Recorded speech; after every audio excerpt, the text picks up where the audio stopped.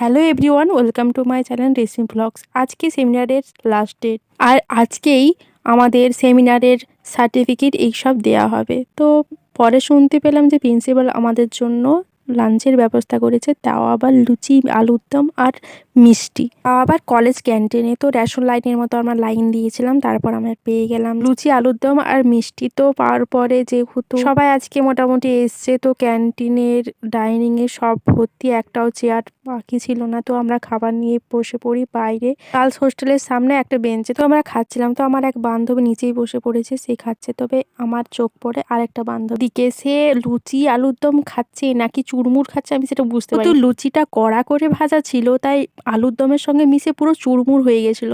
তো আমি তাকে এটাই বললাম যে তুই চুরমুর খাচ্ছিস না লুচি খাচ্ছিস? সে বলছে দুটোই খাচ্ছি। খাওয়া হয়ে গেলে আমরা গেছিলাম হোস্টেলের ভেতরে রেস্ট নেওয়ার জন্য। তো একটুক্ষণ পরে রেস্ট নেওয়ার পরে আমরা চলে গেলাম আবার কলেজের দিকে।